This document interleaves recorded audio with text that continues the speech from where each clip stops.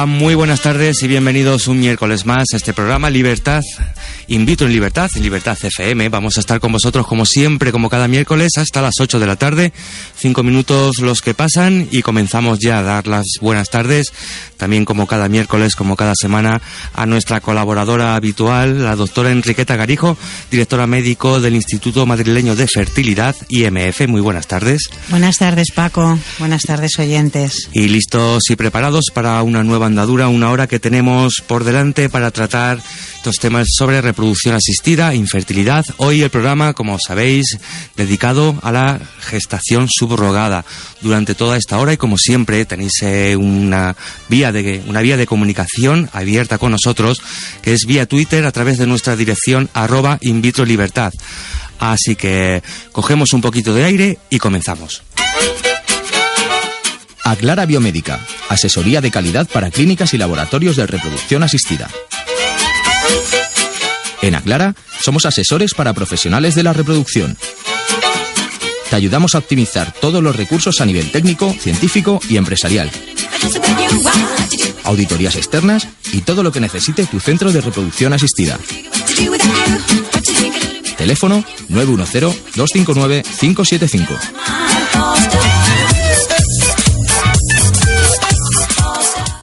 ¿Tienes problemas para quedarte embarazada? Ahora cumplir tu sueño de ser madre es más fácil. Ven a conocer la nueva clínica de reproducción asistida EasyFib en Alcalá de Henares. Tenemos las mejores técnicas de reproducción a los mejores precios. Estamos en Miguel de Unamuno 27 frente al Centro Comercial Alcalá Magna. O llama al 91 564 33 31 y pide cita. EasyFib 91 564 33 31.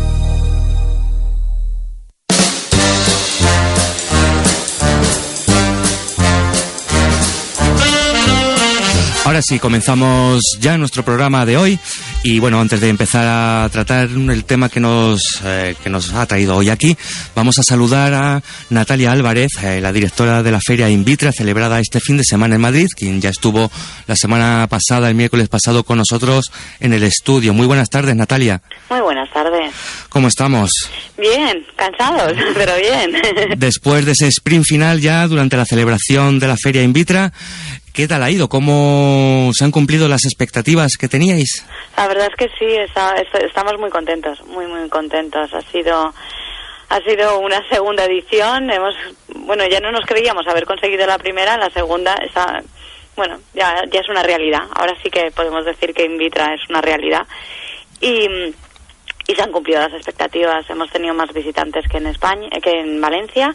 Y bueno, va mejorando la cosa, más expositores, más visitantes y cada vez mejor. De hecho, eso te iba a comentar, que como por lo menos apreciación personal, sí que es cierto que cuando pasé por allí, pues sí se veía muchísimo más público que el año anterior en Valencia. Sí. Más o menos, si quieres nos podemos meter en cifras o no, como tú lo veas, pero ¿qué porcentaje crees que ha aumentado en cuanto a las visitas? Pues mira, estamos en unas 1.600, un poco más, 1.665 o algo así me habían pasado. Y bueno, pues estamos hablando de un 20-30% más que el año pasado, o sea, que bien. Que está muy bien, porque sí. Además yo creo que también, corrígeme, algo puede ser que haya tenido que ver la ciudad en la que se ha organizado este año, quizás más accesible. Probablemente, por supuesto. Porque no sé si habéis hecho algún estudio de procedencia de los visitantes. Sí que lo hicimos en la entrada teníamos unas personas que iban preguntando y sí que se ha notado mucha afluencia de Madrid, evidentemente. Barcelona. Uh-huh. Barcelona también ha sido la segunda provincia de procedencia. Y bueno, Valencia, Alicante incluso, o sea que sí que está variadito, por supuesto lo que más Madrid, claro, al hacerse allí, es normal, claro, juegan en casa. Evidentemente, y a nivel de satisfacción tanto de expositores, asociaciones y centros o empresas que han expuesto allí, tanto como en público en general, ¿cómo ha sido, cómo os han transmitido así la satisfacción que finalmente les ha quedado? La verdad es que están todos muy contentos y todo lo que nos han ido diciendo son buenas críticas. Yo siempre pregunto lo malo, uh-huh, y siempre quiero saber lo malo porque es la única manera de mejorar y no han sabido decirme muchas cosas, o sea que bueno, yo sí que soy autocrítica, no te voy a decir mis críticas personales, pero sí que hay cosas que yo creo que se pueden mejorar y de cara al año que viene se tendrá en cuenta. Bueno, si no me las quieres decir, no te las voy a preguntar. No, me las guardo. Perfecto, por eso te digo, no te las voy a preguntar, veremos sorpresas también el año que viene, porque ya que hablas del año que viene, intuyo que el año que viene se va a volver a repetir la feria. ¿Nos podrías avanzar algo del año que viene? ¿Dónde se va a celebrar? ¿Qué mejoras o qué diferencias va a haber? No sé, algo, una primicia que nos des. Pues a ver, Invitra 2015 se hará, sí que se hará. Uh-huh. Por petición popular durante este fin de semana todo el mundo daba por hecho y parece que se había creado una viralidad dentro de Invitra, que todos daban por hecho que se iba a hacer en Barcelona. Y bueno, y en principio vamos a intentar que así sea. O sea, podemos anunciar que casi desde ya que con muchísimas probabilidades la próxima Feria Invitra 2015 será en Barcelona. Sí, estamos trabajando en esa línea, ¿vale? Porque ya te digo, nos lo han pedido todos. Espero que así sea y no tener que morderme la lengua después de lo dicho.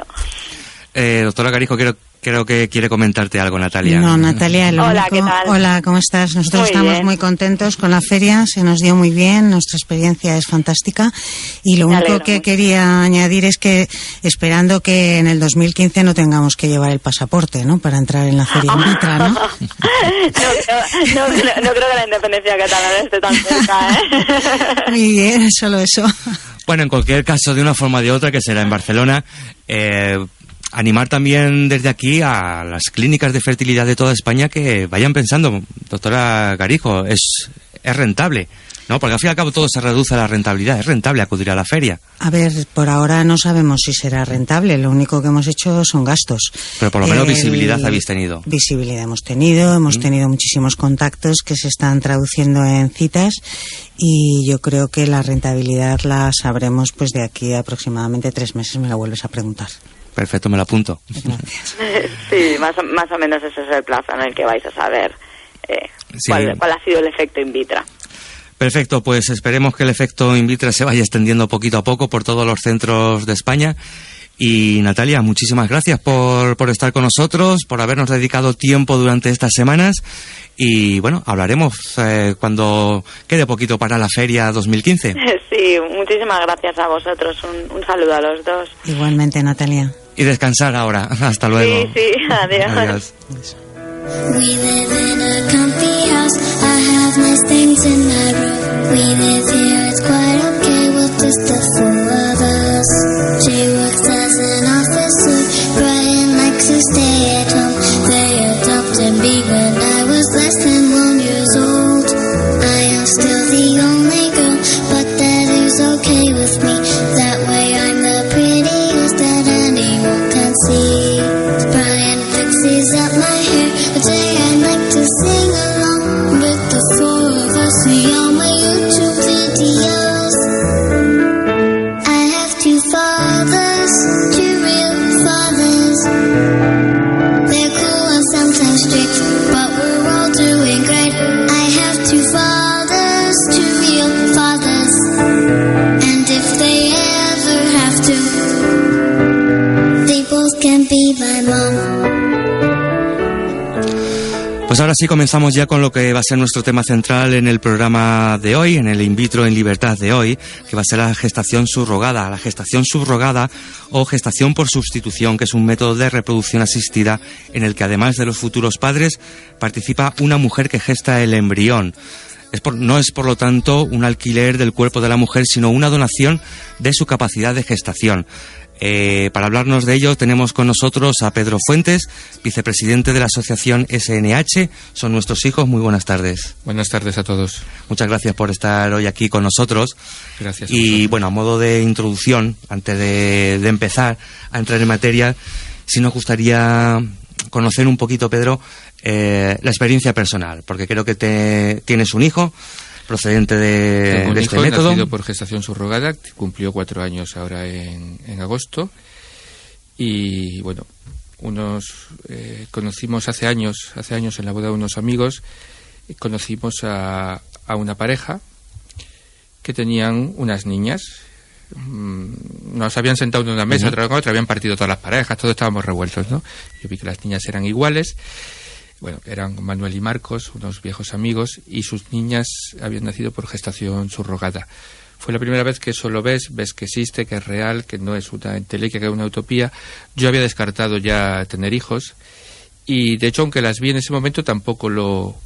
Pero bueno, un tiempo después, mi pareja me lo propuso, y automáticamente dije que sí, no tuve que pensarlo. Yo creía que lo tendría que pensar porque había descartado, pero no. Nos pusimos en movimiento, nos pusimos a movernos, entonces estaba todo muchísimo más verde, más sin trillar de lo que está ahora. Apenas había información y las informaciones eran todas de cierta manera, pero contactamos se dieron una serie de circunstancias y contactamos con una agencia en California que nos puso en contacto con una mujer, la mujer que gestó a nuestro hijo. Es una maravilla de personas. Solo conocerla a ella, el tener el hijo es lo mejor que me ha pasado en la vida, pero no hubiera querido jamás hubiera querido haberme perdido conocer a una mujer como nuestra gestante. Y bueno, pues empezamos toda la aventura en el 2009. La concepción de Alonso fue el día de la concepción. Qué casualidad. Y el 24 de agosto nacía. Yo estuve con él en el nacimiento, le puse la pinza del cordón, la única pinza que se me ha caído en la vida. Soy ginecólogo, he hecho partos y nunca se me ha caído una pinza, la de él se me cayó. Curioso. Sí, la mano no estaba muy fina, el corazón no estaba muy sereno. Y desde entonces... ¿Y cuando llegasteis a España tuvisteis algún problema con la afiliación? Porque bueno, sabemos que en España la afiliación viene determinada por el parto. No sé si os pusieron alguna pega, porque para venir a estamos España, hablando del año 2000. Hablamos del 2010. El niño nace en agosto y nosotros venimos, estamos allí casi un mes para hacer la primera revisión pediátrica allí y todo eso, y venimos en septiembre. Entonces, Alonso viene a España como estadounidense, hijo de españoles. Era un contrasentido, pero entonces estaba así. Habíamos presentado toda la documentación en el consulado correspondiente, el consulado de Los Ángeles, y no se había procedido a la inscripción del niño. Vinimos como tal en espera de que el consulado emitiera una resolución. En ese tiempo se empezó a gestar lo que ahora es la asociación Son Nuestros Hijos, y empezamos a contactar con la Dirección General de los Registros y el Notariado. Porque corrígeme si me equivoco, pero creo que fue precisamente en el año 2010 cuando se abrió la puerta para poder inscribir los niños nacidos de esta forma. El 5 de octubre se aprueba la instrucción, se publica el día 6 y entró en vigor el 7 de octubre del 2010. En teoría a nosotros nos tendría que haber servido, pero no nos sirvió porque 20 minutos antes de las 0 horas del día 7 el cónsul nos denegó la inscripción. Entonces tuvimos que recurrir y hacer y tal. Pero bueno, a partir de la entrada en vigor costó porque no tenían bien afinado el sistema de cómo hacerlo. Tuvimos varias reuniones con la entonces directora general de los registros, doña María Ángela Alcalá, que tuvo un trato con nosotros espléndido siempre, eso lo quiero recalcar, y al final se dictaron las instrucciones internas precisas y se organizó el proceso administrativo para que estos niños tuvieran acceso al registro civil. Y Alonso, un año después, ya estaba inscrito y era español con toda la de la ley. Nos llevó un año. Y desde entonces han seguido inscribiendo los niños, menos unos meses este año. Porque este año, además, en julio creo que fue, ¿no? ¿Se han aumentado las facilidades para la inscripción o se han quitado trabas? En febrero sale una sentencia del Tribunal Supremo que anula la inscripción de unos gemelos, que es lo que la asociación llamamos caso cero, que eran los únicos niños que estaban inscritos por el registro civil, no por vía de la instrucción del 2010, sino por una resolución que es diferente del 2009. Son los únicos que hasta ahora están inscritos así. Esa inscripción la había recurrido Justicia. Justicia se demandaba a sí misma, era un poco esquizofrénico, habían ido de juicio en juicio, había llegado al Supremo y el Supremo había dado orden de anular esa inscripción. O sea, esos niños que ya tienen sus añitos, se les quitaba la nacionalidad española, se les quitaban los padres que habían tenido siempre, se pedía que tuvieran otros padres y que uno adoptase a su propio hijo. La sentencia no tenía muchos pies ni cabeza, pero los cónsules ante la sentencia pidieron instrucción a la Dirección General, si seguían inscribiendo o no. La Dirección General entró en mutis, no decía nada, y se dejaron de inscribir niños Y ahí es cuando nuestra asociación contacta con el Ministerio de Justicia, logramos hablar contactamos con el ministro Gallardón, logramos hablar con el subsecretario de Justicia, don Juan Bravo, que también tuvo con nosotros un trato estupendo. Y en esas intermedias, cuando estamos hablando con ellos y planteando que la sentencia no tiene la enjundia, aunque sea el Supremo, no tiene la enjundia porque no valora el interés superior del menor, se produce la sentencia del Tribunal Europeo de Derechos Humanos. Estrasburgo obliga a Francia a inscribir a 3 niñas que ya tienen 12 años. O sea, había ido pasando lo mismo, y habían llegado al Supremo y habían acabado en el de Estrasburgo. Y obligaba a Francia a inscribir a esas niñas precisamente por el interés del menor. El artículo 8 y el respeto a la intimidad familiar, pero de los niños, no de los padres, sino de los niños. Entonces, claro, entre las presiones que nosotros hacíamos, la sentencia del Supremo, que era como era, y una sentencia del Tribunal de Estrasburgo, que obliga a inscribir, Justicia hizo 2 cosas. Una, mandar una circular a todos los consulados diciendo que la instrucción de 2010 seguía vigente, y a partir de ahí se reanudaron las inscripciones. Solo quedan 3 niños que en esa intermedia se le había anulado, y entonces, como tienes que presentar el recurso, están todavía en la vía administrativa, pero a partir de ahí se reanudaron. Y luego, lo que está en proyecto y que se aprobará con la reforma de la nueva ley del registro civil, que entrará en vigor el año que viene, es una modificación en esa ley para que lo que era instrucción y está regulando el acceso de estos niños al registro civil pase a formar parte del cuerpo legal y darle a la instrucción la solidez de una ley. O sea que poquito a poco se van dando, por lo menos en ese sentido, algunos pasos lentos, pero algunos se va pasos. Caminando. Nos has comentado ya nos has hablado un poquito de la asociación Son Nuestros Hijos. Coméntanos qué es la asociación Son Nuestros Hijos, cuándo se creó, por qué y qué es lo que hacéis. Bueno, el germen es un grupo de familias. Cuando empezábamos éramos 8 o 10. Bueno, cuando empezaron realmente eran 4. Y ahí poco a poco, a base de, ya os digo, conocía a esta pareja, y tenían estos niños, pues nos lo propusieron, éramos como 10, y era un foro de ayuda mutua. Nos contábamos cómo te iba, cómo no te iba, los miedos, dónde conseguir los seguros, porque claro, a las gestantes hay que conseguirles seguros. Estados Unidos la medicina es carísima, y todos los seguros son privados, no existe nada parecido, ni remotamente a la sanidad pública que tenemos aquí. Pues todo eso, todos los miedos, las ilusiones, la beta espera es un horror. Todo eso lo compartíamos ahí. A medida que se hizo necesario que los niños empezaron a nacer, porque estábamos ahí y empiezan a nacer, somos conscientes de que o peleamos nosotros su inscripción en el registro o nadie lo va a hacer por nosotros, nadie nos lo va a brindar. Y es cuando empezamos a salir a los medios. Aparecemos en televisión, en distintos programas, empezamos a conceder entrevistas a radio, a prensa escrita, se nos fotografía en nuestras casas con nuestra familia, y a partir de ahí la gente se empieza a dirigir a nosotros. O sea, nosotros eso lo hacemos no tanto por crear, sino por sacar adelante a nuestros hijos, pero la gente ve que los niños existen, que son reales, que nos estamos moviendo, y que además en poco tiempo, en esas presiones de salir, que fue como un año, el grupo se formaba en el 2009, la instrucción salió en el 2010, en el 2011 se están inscribiendo los niños, se habían conseguido cosas.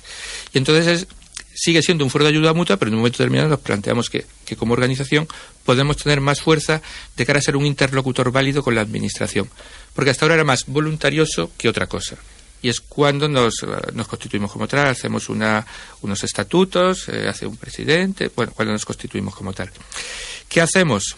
Pues la parte de ayuda mutua la seguimos manteniendo igual, sigue habiendo un foro donde la gente cuenta sueños, alegrías, miedos, cómo me va, cómo no me va, pregunta. Es también una de las cosas más importantes, que no se sientan solos en este proceso. Saber que tiene otro.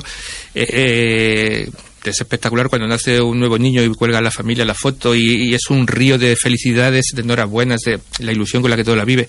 Y al revés cuando se pierde uno, porque claro, la medicina reproductiva es igual que la gestación subrogada, tiene las mismas tasas de parto pretérmino, de pérdida reproductiva, de todo, es igual que otra medicina reproductiva. Pues esa parte la tiene. Luego tiene la parte de comunicar con los medios, de transmitir nuestro mensaje, la dignidad del lenguaje, que peleamos mucho.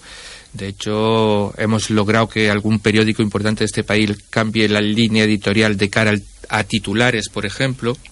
No todos, pero bueno. Como comentábamos en la introducción, no estamos alquilando nada realmente. No. O sea, esa frase de madre de alquiler, útero de alquiler, es que rechina mucho. No, es que además el concepto, mi hijo no tiene una madre, tiene 2 padres y tiene una gestante y una donante de óvulos, porque además no son la misma persona. y su donante es donante porque era lo único que quería hacer. De hecho, bueno, esto ya son intimidades, pero cuando nosotros la conocimos, a la mujer, a nuestra gestante, ella había terminado poco tiempo antes una relación con una pareja, porque él quería tener hijos y ella no. Ella tenía 2 hijas y no quería más. Otra cosa es que sí le hacía ilusión, por una serie de motivos personales, poder ayudar a alguien a tener hijos, pero ella no quería hijos propios. Entonces, nunca se ha sentido madre. Ella iba por la calle y le daban la enhorabuena, eso nos lo contaba. Decía, gracias, pero no es para mí, es para 2 chicos. Decía, maravillosos. Pero eso es que ella no es neutral. En cualquier caso, bueno, sabéis que hay polémica, hay voces críticas con la gestación subrogada. Las voces críticas normalmente hablan de la mercantilización del cuerpo de la mujer. ¿Qué opinión tienes en cuanto a eso? Yo creo que la mujer tiene que ser autónoma, tiene que dar el consentimiento informado, y es cierto que puede haber desviaciones, como puede haber desviaciones en cualquier tipo de medicina, sea o no reproductiva, como puede haber desviaciones en el trasplante renal. Por eso en España somos pioneros, porque tenemos una ley clara. En algún sitio por ahí puede haber desviaciones. Si se regulan las cosas y se hacen limpias, no. Mercantilización, no. Yo creo que una mujer que accede a donar sus capacidades, la capacidad gestacional del útero, porque no es una donación de útero, la donación de útero será para el trasplante que está empezando. Claro. Aquí lo que se dona es la capacidad de gestar del útero. Esta es una mujer que tiene una experiencia vital detrás y que sabe muy bien lo que hace. Esa es mi experiencia, ya os digo las referencias de mi gestante. No hay una mercantilización. Oposición, sí, pero ten en cuenta, ya se han cumplido 50 años de la píldora. Se cumplió en el 2010, si no recuerdo mal, 50 años. Nosotros la oposición viene fundamentalmente de 2 vías. La religión más radical, los grupos religiosos más radicales, y el feminismo más radical.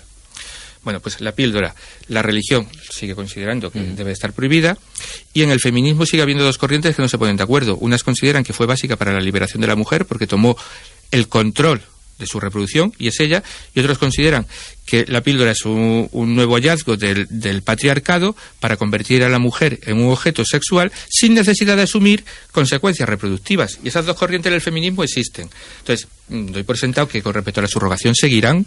De hecho, me encanta porque has hecho alusión al problema que hay de que no haya precisamente una legislación que autorice, primero que autorice esto y luego que la regule. De hecho, aprovechamos también porque tenemos al teléfono a Aurora González, secretaria de la Asociación por la Gestación Subrogada en España, que es la asociación que está peleando y luchando por llevar a cabo una iniciativa legislativa popular. Muy buenas tardes, Aurora. Hola, buenas tardes. Muchísimas gracias por estar con nosotros aquí. Gracias a vosotros. Y bueno, pues hablábamos de por qué esta iniciativa legislativa, qué es y en qué consiste. Bueno, nosotros, la asociación nuestra surge a raíz de un caso que pasa en nuestro círculo más cercano. Una amiga nuestra que estaba embarazada a puntito de dar a luz, por un mal diagnóstico pierde el bebé que esperaba y además le tienen que extirpar el útero, con lo que no puede volver a ser madre. Ella buscaba algo a que agarrarse para seguir adelante y se encontró con la gestación subrogada y se encontró también con que en España no era legal. Entonces, reunidos todos y con la intención de ayudarla, nos preguntamos qué pasaba en España, que es un país tan avanzado y tan generoso, y decidimos que había que hacer algo para cambiarlo. La manera de hacer algo para cambiarlo es llevar una ley de gestación subrogada al Congreso que garantice que todos los españoles van a poder acceder a esta técnica de reproducción asistida con las mayores garantías. Y en eso estamos. Ahora con la asociación son nuestros hijos de la mano, que los conocimos después a todos y que también entre sus fines tienen el mismo que nosotros, ¿no? Conseguir la legalización de la gestación subrogada en España. Y una vez ya metidos en este tema, sabemos que necesitamos al menos 500.000 firmas, ¿no?, para que se pueda llevar a cabo esta iniciativa. ¿Es correcto? Sí, el primer paso es presentar en el Congreso una proposición de ley de gestación subrogada que ya está redactada. La asociación Son Nuestros Hijos participó también en la redacción del texto, igual que otros colectivos que pueden estar interesados en que se regule esta técnica de reproducción asistida, como son especialistas médicos y de las leyes, del derecho, perdón. Y una vez que presentemos la proposición de ley en el Congreso, se abrirá un plazo de 9 meses para recoger 500.000 firmas que avalen esta proposición de ley. También hay una cosa que me preocupa, que no sé si nuestro invitado de hoy, Pedro Fuentes... Hola, Aurora. Está de acuerdo. Aurora, ¿nos escuchas? Sí, sí. Sí, hay una cosa, decía, que me preocupa, y es que, bueno, haciendo un repaso sobre la historia de la democracia en nuestro país y un poquito este tipo de iniciativas legislativas populares que se han ido presentando a lo largo de este tiempo, hemos encontrado, bueno, que han sido 50 las que se han desarrollado en la democracia. De esas 50, solamente 9 han conseguido ser admitidas, y de esas 9, solamente una ha sido finalmente aprobada. Además, una ley, no, bajo mi punto de vista, no demasiado importante, porque hacía referencia a la morosidad en las comunidades de vecinos y que se aprobó sobre la propiedad horizontal. Después de estos antecedentes, ¿qué expectativas tenéis? Bueno, esos antecedentes los conocíamos cuando empezamos con todo esto, buscamos mucha información de todo tipo, pero nosotros creemos que con una ley de técnicas de reproducción asistida como la que tenemos en España, que fue pionera en los países de nuestro entorno y que en su día causó también impresión en algunos colectivos, que ya va siendo hora de dar paso a la única técnica de reproducción asistida que se quedó fuera, que es la gestación subrogada. La experiencia de otros países como California, que lleva más de 30 años practicando esta técnica de reproducción asistida, nos dice que no hay nada de malo en ella si está regulada correctamente. Entonces, nosotros sabemos que en España hay muchas personas que necesitan esta técnica para ser padres y madres. Hay muchas personas que, haciendo un esfuerzo económico tremendo, se van fuera a costa de hipotecarse para el resto de sus vidas, y hay muchas personas que tienen más facilidades para irse, pero lo que no puede ser es que, viviendo en un Estado de Derecho como es España en el siglo XXI, no haya todavía una ley de gestación subrogada. Sabemos que podemos conseguirlo y vamos a hacer todo lo que esté en nuestros medios para que sea así. Sé que, bueno, esta iniciativa son unas cuantas páginas. Aurora, haznos un pequeño resumen de vuestra propuesta de legislación de este tema. Bueno, nosotros, con la experiencia de las familias que ya recurrieron a la gestación subrogada, lo que tratamos de garantizar en nuestra ley fue que se tengan en cuenta los derechos de las partes que intervienen, y especialmente los de la gestante, que parece que son los que más preocupan a la sociedad, ¿no? Para que nadie pueda decir que la gestante va a gestar al hijo de otras personas por motivos económicos, nuestra ley exige que tenga una situación social y económica estable. Con lo cual, bueno, aparte de que tiene que llevar 2 años residiendo en España, lo que hará más fácil comprobar su situación, y de esta manera, pues ninguna persona que esté en dificultades económicas podrá prestarse para ser gestante. Por otra parte, bueno, hay más requisitos. Para ella se exige que la compensación económica, acudiendo a la misma fórmula que establece la Ley de Técnicas de Reproducción Humana Asistida para la donación de gametos, se fijará por el Ministerio de Sanidad, y será una compensación acorde al esfuerzo físico y psicológico que ella tiene que realizar para compensar los gastos del embarazo, los desplazamientos, el parto y el puerperio, que al fin y al cabo viene a ser un año de dedicación en su vida, ¿no? Y bueno, luego se establece un seguro para garantizar que si hay cualquier incidencia en el embarazo o en el parto que produzca secuelas, pues que ella siempre esté cubierta y que siempre tenga la mejor asistencia sanitaria. Esto hoy en día afortunadamente no suele pasar en los embarazos, pero es una cosa que hay que cubrir por si las moscas. Hay que preverlo todo en esta vida. Sí. Y bueno, con respecto a los padres de intención, muy poquitas exigencias, nada más que sean españoles o que lleven 2 años residiendo en España. Con respecto al bebé que van a hacer, la filiación se establecerá inmediatamente después del parto, con lo cual los padres de intención asumirán todos los deberes para con su hijo y también todos los derechos. Y bueno, el contrato hay que hacerlo ante notario. En él se establece lo que va a ser la compensación, qué técnicas de reproducción humana asistida se van a utilizar, cuál va a ser el equipo médico que va a llevar el control de todo el procedimiento, y se establece también la creación de un registro nacional de gestación subrogada, donde se van a registrar las mujeres que quieran ser gestantes y también los contratos de gestación subrogada, para que esté todo bajo control y no se dé ningún tipo de incidencia. O sea, yo creo que lo tenéis todo bastante atado y bien atado. ¿Para cuándo crees que podréis empezar a recoger firmas en este sentido? Bueno, nos gustaría que fuera lo antes posible, porque hay mucha gente que está esperando a que esto sea ya una realidad, pero nosotros queremos hacerlo bien, queremos llegar a las 500.000 firmas y entonces lo que necesitamos ahora es más gente que se sume a este proyecto y tener la garantía de que vamos a ser suficientes recogiendo esas firmas para que en los 9 meses lleguemos a las 500.000 y, si puede ser, pasemos mucho para dar un ejemplo a los españoles. Y en este sentido creo que este próximo sábado, corrígeme si me equivoco, Aurora, tenéis un acto en Córdoba. Sí. El sábado hay una jornada sobre gestación subrogada en Córdoba, que aparte de la Asociación por la Gestación Subrogada, pues participa también un psicólogo para explicar de qué manera afecta una gestación subrogada a los padres de intención y a la gestante. Y bueno, en nuestro nombre acudirá una chica de Granada que necesita la gestación subrogada para ser madre, que está con nosotros casi desde el principio. Pues muchísimas gracias, Aurora González, por dedicarnos este ratito hoy aquí en el programa y por hablarnos de esta iniciativa popular, muy interesante, por cierto. Y nada, muchísimas gracias. Estaremos en contacto y nos iréis contando. Bueno, yo espero que os pongáis en contacto con nosotros cuando empecéis a recoger firmas, que os podamos echar una mano en la medida de lo posible. Muchísimas gracias. Hasta luego, Aurora. Hasta luego, gracias. Pues ahí estamos, esta iniciativa legislativa popular.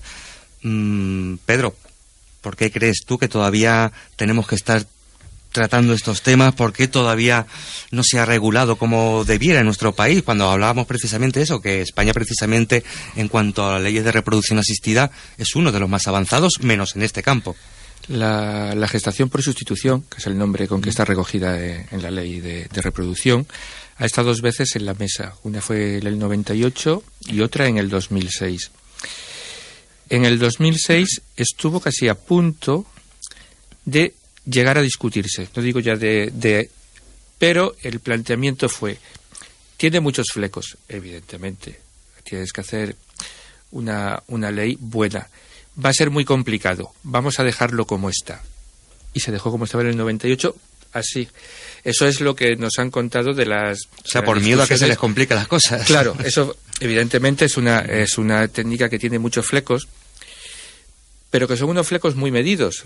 Yo no planteo que haya un mejor modelo, no digo que el modelo americano, el canadiense, el inglés, el israelí, el griego, o sea, no, planteo que la medicina reproductiva, bueno, la medicina en general, pero medicina reproductiva, que es de lo que estamos hablando, tiene que tener unas líneas éticas, unas líneas legales y unas líneas asistenciales.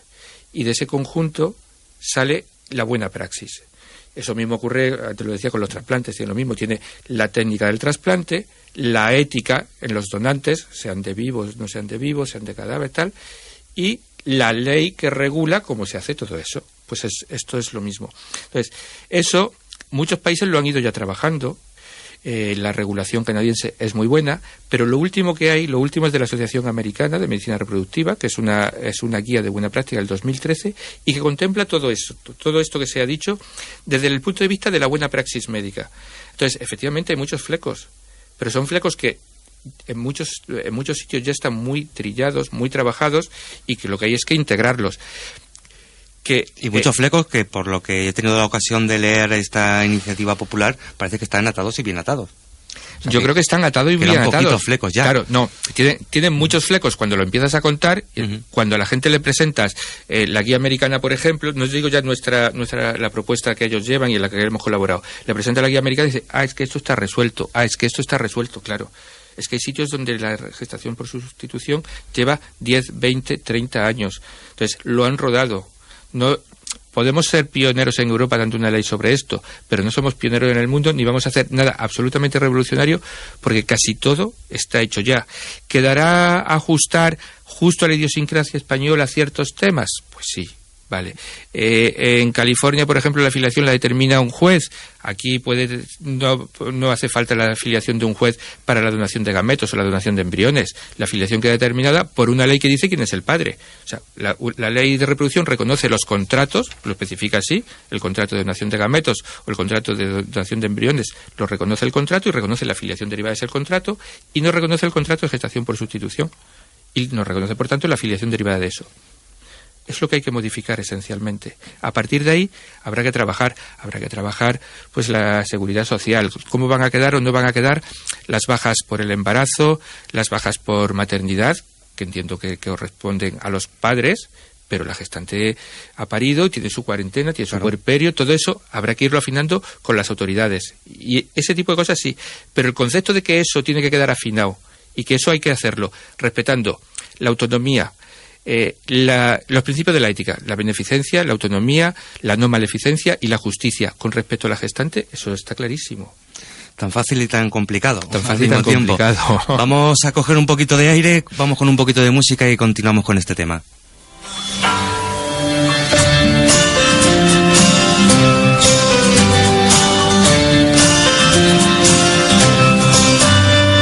We wonen in een rijtjeshuis, we hebben mooie spullen thuis. We leven heel normaal daar met z'n drietjes bij elkaar. Bas die werkt bij de krant en Diederik is laborant. Ik ben door hun geadopteerd als baby van een jaar. Nog altijd ben ik enig kind, maar niet dat ik dat erg vind. Zo krijg ik alle aandacht, alle liefde van die twee. Bas brengt mij altijd naar school, met Diederik speel ik viool. En met z'n drietjes kijken we de soaps op de tv. Ik heb twee vaders, twee echte vaders. Soms doen we nog wel streng, maar we hebben het heel fijn. Ik heb twee vaders, twee echte vaders. Die als een bulldog allebei mijn moeder kunnen zijn. Wanneer ik naar mijn bed toe ga, kijkt Diederik mijn huiswerk na. En Bas die doet de was, of hij strijkt de schone was. En als ik ziek of koortsig ben, dan is er niemand die ik ken die zo lief voor mij zal zijn als Diederik of Bas. Hij heeft twee vaders, twee echte vaders. Soms doen we nog wel streng, maar we hebben het heel fijn. Hij heeft twee vaders, twee echte vaders. Die als een bulldog allebei mijn moeder kunnen zijn. Soms word ik wel gepest op school, natuurlijk is dat naar. Jouw ouders, die zijn homo, dat vinden ze maar raar. Dan haal ik maar mijn schouders op, nou en ik ben hun zoon. Het is niet zoals bij anderen, maar voor mij is het heel gewoon.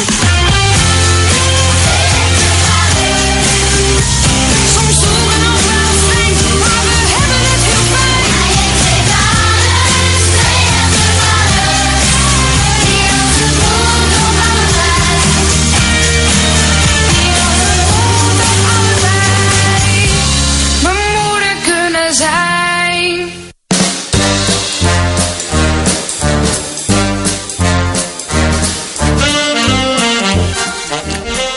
Continuamos hablando de este tema apasionante que es la gestación por sustitución o gestación subrogada. Continuamos con nuestro invitado de hoy.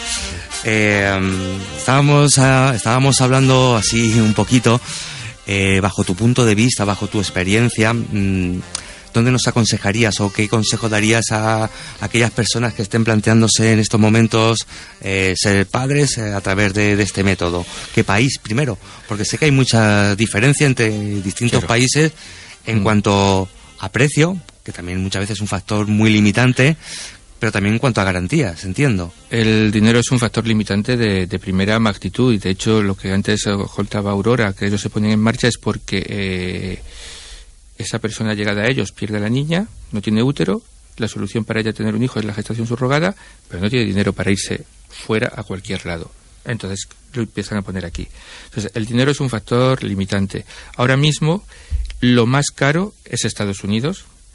La diferencia entre los estados no son muy grandes, aunque las hay. Posiblemente el más caro sea California. Entonces, desde el punto de vista económico, sería el último a elegir. Pero la regulación legal en California es la más garantista que hay, porque allí la filiación queda establecida a través de una sentencia judicial. Un juez en California antes del parto ya dice quiénes son los padres. De hecho, nosotros cuando nosotros llegamos al hospital donde iban a hacer nuestro hijo, nos recibe el asistente social. Es que está todo tan rodado, te recibe el asistente social que ya tiene la documentación, el médico ya tiene preparada la documentación también, y está todos los papeles de cara a la inscripción en el registro civil, en el Vital Record californiano del niño. Y está la documentación de quiénes son los padres, quién es la gestante, cómo ha sido, todo, la sentencia judicial, todo eso lo tienen. Entonces es todo como muy, muy claro y muy legal. Eso permite muchísima tranquilidad. Hay otros países, países del este, ahora está empezando a hablarse mucho de México, donde en México todavía no tenemos experiencia, entonces no puedo opinar cómo va a funcionar, pero en otros sitios lo que se está reconociendo, lo que se está haciendo es la inscripción del niño a nombre de uno de los padres y a nombre de la gestante. Y luego aquí en España la gestante renuncia a sus derechos y la pareja, en caso de que haya pareja, o la familia monoparental, si es monoparental, pero la pareja adoptaría al niño. Entonces, desde un punto de vista de garantías jurídicas, esa situación es inestable. Quiero decir, no es lo habitual que la gente se muera. Por suerte no es habitual que los padres mueran. Pero puede pasar. No, pero puede pasar. Si el que se ha inscrito en el registro, el progenitor inscrito en el registro, el padre, fallece, el responsable legal, el tutor legal, es la gestante, que no quería ser la madre, pero que se le ha obligado a figurar aquí porque la ley está hecha como está hecha, y que, aun cuando ha renunciado, se encuentra en una situación en que ese niño no tiene una figura, porque la adopción no es tan rápida. Si la adopción fuera muy rápida, el tiempo de inseguridad sería muy pequeño y se evitaría. Pero desde que esa mujer gestante explica que yo es que no soy la madre, que soy la gestante, pero que yo no quiero los derechos de filiación de este niño, y la pareja empieza la adopción, se le concede la adopción a través del juicio, pueden pasar meses. Entonces, esa situación de inseguridad hay que valorarla también. Entonces, es cierto que en esos países económicamente sí está al alcance de más gente, tampoco al alcance de todo el mundo, sí está al alcance de más gente, pero con esa inseguridad jurídica. Porque en este sentido tenemos también al teléfono ahora mismo a José Luis Pérez, que es cofundador de Surro Baby. Muy buenas tardes, José Luis. Hola, buenas tardes. Muchas gracias por estar también hoy con nosotros. Buenas tardes, José. Muchas gracias. Buenas tardes, Pedro. Bueno, creo que en tu caso, José Luis, también tienes un niño por este método, por esta técnica. En una época además de tu vida, en tu caso fuiste padre soltero. Sí, correcto. Bueno, tengo un bebé que se llama Rodrigo, que tiene 15 meses y bueno, nació pues hace ya un poquito más de un año y bueno, pues me embarqué en el proceso como padre soltero. Con un montón de miedos, de dudas y sin tener mucha información. Además estamos hablando del año 2011 y bueno, me imagino que se ha hablado del tan famoso foro de autoayuda y de actualmente la asociación Son Nuestros Hijos, pero exacto. Bueno, en su momento pues no tenía prácticamente nada de información. De hecho, estábamos hablando las distintas opciones que tenemos hoy en día en cuanto a países en los que se puede acceder, las diferencias de precio y, bueno, diferencias logísticas, legales. No sé qué tienes tú que decir. ¿Cuál sería también tu consejo? Sí, bueno, mi experiencia fue pasar primero por India, cosa que, bueno, pues no me convenció demasiado. En segundo lugar, exploré muy a fondo el tema de Rusia, hasta tal punto que estuve una semana antes de firmar el contrato en el país de origen, pues di un paso atrás. Y bueno, me imagino que el dinero también es una cosa muy importante para todas las personas que quieren acceder a esta técnica de reproducción asistida. Y bueno, pues tuve que respirar, tuve que parar, tuve que hablar con el banco como familia media, pues que vengo de una familia humilde. Y bueno, al final decidí hacerlo en Estados Unidos. ¿Por qué? Fundamentalmente porque las leyes, bajo mi punto de vista, son las más garantistas. La regulación jurídico-legal es la más garantista. Y luego había una cosa que me preocupaba mucho, que era el regreso a España, ¿no? La pregunta era si mi hijo es estadounidense porque nace en territorio americano, ¿qué sucede cuando viene a España? Entonces, si no tenía en ese momento registro, pues no hay ciudadanía, y si no hay ciudadanía, pues no puedes acceder a los derechos básicos. Y bueno, pues en otro orden de cosas pensaba que qué pasaba a los 90 días de esos niños haber nacido, ¿no? Quedarían pues en el limbo legal, ¿no? Uh-huh. Y no tendrían ningún tipo de cobertura. Y me estoy ahora mismo acordando la sanitaria y la educativa.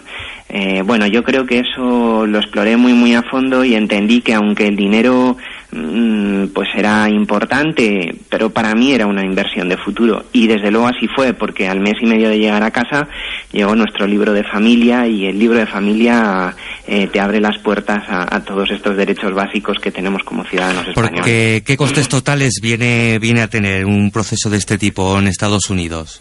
Bueno, por poner dos ejemplos, quizá California estaríamos hablando de unos 120.000 euros, y evidentemente no está al alcance de cualquiera. No, claro. Bueno, y en el estado de Illinois entre 75 y 80.000 euros. Pero vuelvo a recordar las palabras que he dicho. Yo creo que muchos de los que accedemos no somos famosos, e incluso somos funcionarios de la administración pública, y bueno, hemos tenido que recurrir pues a ayudas de los bancos, evidentemente, o a pedir nuestras hipotecas.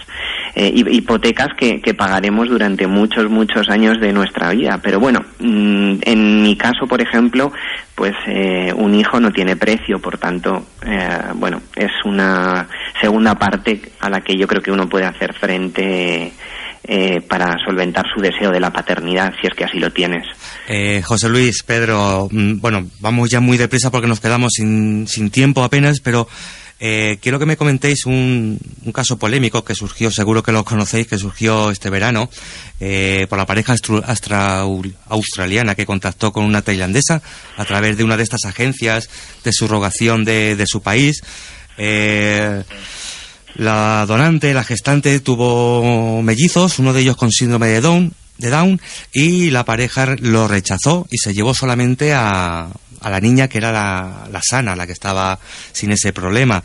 ¿Qué es lo que ha fallado en este caso? ¿Qué ha pasado? Todo. Claro, porque quizás noticias como estas es lo que puede ser que a la sociedad le dé miedo, claro, que pueda ocurrir. Es que el concepto de gestación subrogada no puede ser eso que estaba ocurriendo en Tailandia. Tailandia se aprovechaba un vacío legal. No existe ningún tipo de regulación. Es que se manejaban como hijos extramatrimoniales y luego los reconocía el padre. ¿Lo reconocía o no? Claro, o no, porque la ley en Tailandia, la madre es quien decide quién es el padre. La madre tiene que reconocer al padre. Entonces, pero si no, la madre es la madre y ya está, y el padre se acabó. Entonces, ahí había un vacío legal que era lo que se estaba aprovechando. ¿Qué es lo que falla? Primero, a la gestante hay que conocerla, con la gestante hay que hablar, con la gestante tiene que haber, los ingleses llaman matching, tiene que haber un emparejamiento. No voy a decir un enamoramiento, pero tiene que haber un feeling, tiene que producirse ese feeling especial. Y ahí además es cuando se habla todo. Es cuando yo en mi caso no hice en ningún momento ninguna técnica de diagnóstico prenatal porque no iba a interrumpir el embarazo en ningún momento, hubiese ocurrido lo que hubiera. Pero si lo hubiera planteado, tendría que haberlo hablado con ella, porque ella es la que está embarazada y si hay que interrumpir o no, su autonomía hay que respetarla. Entonces, yo nunca, si yo hubiese decidido que interrumpir un embarazo, nunca podría haber estado con una gestante que se opusiese a la interrupción del embarazo. En este caso, por ejemplo, esa es una de las cosas que ha fallado. Luego, no ha habido un emparejamiento, no hay una ley. El padre es el padre no puede decir me quedo con este niño, no, es mío. Sea alto, bajo, rubio, negro, moreno, con Down o sin Down, es mío. Y lo asumo, porque es mío. Me han dado la capacidad, pero el niño es mío desde antes de nacer. Entonces, ese tipo de ley es la que tiene que quedar muy clara. Y si esa ley no está, entonces, es una gestación subrogada, se le parece, pero no lo es. ¿Y esto podría, José Luis, ocurrir aquí en España con alguna de las agencias, con las agencias que operan en nuestro país? Vamos a ver, en principio no hay agencias que operan como tal para hacer la gestación subrogada. Sí que es cierto que hay intermediarios que pueden apoyar, que pueden ayudar, que pueden hacer el seguimiento, pero la regulación jurídico-legal es la del país de origen. Yo creo que, como muy bien acaba de comentar Pedro, lo primero que falla es cómo es el cuestionario inicial de los padres, es decir, cuál es tu carta de presentación, cómo te presentas, y cómo te presentas a una gestante que tiene la generosidad de llevar adelante el crecimiento de tu hijo durante 9 meses. Y curiosamente, además, ese matching del que también hablaba Pedro se tiene que hacer sí o sí, porque debemos de estar en la misma línea para gestar al niño. Quiero decir con esto que esto no es el hombre blanco de dinero que va a tal país y decide qué mujer gesta tu hijo, sino, por ejemplo, en la legislación americana esto es una decisión bidireccional. A la gestante se le presentan varios perfiles y ella decide con quién quiere trabajar. Y una vez que esto ha sucedido, eres tú también el que tienes que dar el ok para trabajar con ella. Es decir, por tanto, estamos en un proceso en el que no se han de producir ese tipo de desviaciones. Todos tenemos muy claro desde el minuto 1 qué es lo que queremos y qué es lo que deseamos, qué es lo que nuestros valores y nuestra ética tienen encima de la mesa, tanto por parte de las gestantes como por parte nuestra. José Luis, desgraciadamente nos hemos quedado sin tiempo. Es un tema que va a dar para mucho, va a dar para otro programa que seguro que vamos a tratar más adelante. José Luis Pérez, cofundador de Surro Baby, muchísimas gracias por estar hoy al otro lado del teléfono. Seguro que sí, muchas gracias a vosotros. Hasta luego. Pedro, muchas gracias también por estar hoy con nosotros, pero se nos va a echar el tiempo encima. Gracias. Volveremos a tratarlo. Cuando queráis, gracias por darnos la voz. Vamos con un poquito de música y continuamos.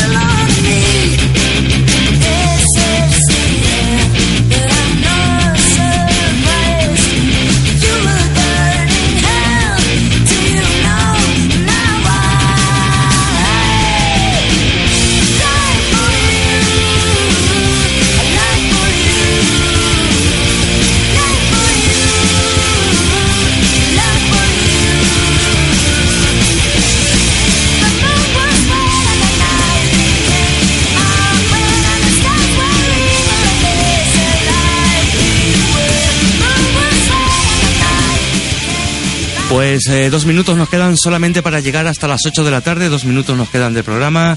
Doctora Garijo, se nos ha ido el tiempo, yo creo que más volado que nunca. Nos hemos quedado sin tiempo para contestar a las preguntas que nos han ido llegando a través de Twitter durante esta semana, pero me resisto a que no contestemos una de ellas que me parece muy interesante. Uh-huh. Es una pregunta que nos mandaron hace un par de días, en la que dice: he visto en muchos foros gente que vende medicación sobrante de las estimulaciones. ¿Es legal y seguro que se pueda vender este tipo de medicación por Internet de forma particular? Es una práctica muy común, desgraciadamente. Ya, pero ni es legal ni es recomendable. Entonces, yo sé que la medicación de reproducción es cara y también sé que requiere en algunos casos especiales una conservación muy determinada. A ver, yo lo que les recomiendo es que la compre en farmacia y le recomendaría a los señores ministros que nos facilitaran y nos ahorraran a los pacientes el pagar tanto dinero, habiendo subvenciones o coberturas, si es que puede ser, pero la medicación o bien la compras en la farmacia o bien la administran en determinadas situaciones las clínicas autorizadas. Luego la respuesta y el mensaje que se llevan a casa es no por internet, no por intercambio, porque puede ser incluso peligroso para la salud. Puede ser que no esté en buen estado, incluso. Puede llegar a estar en mal estado, puede haber llegado a adulterarse o bueno, no hay ningún control sobre ello. Entonces es casi mejor que si conoces a alguien, pues te la deje, pero no, y en cualquier que caso, no se compre. En cualquier caso, tampoco, entiendo que tampoco es legal. No. Evidentemente. Lo legal es que se compre en la farmacia, ¿vale? Y yo creo que eso está más que de sobra establecido, que son los servicios que la tienen que administrar. Y también las clínicas autorizadas pueden ponerla. Muy bien, pues hasta aquí ha llegado nuestro tiempo de hoy, este In Vitro en Libertad dedicado a la gestación subrogada. El miércoles que viene volvemos con más temas.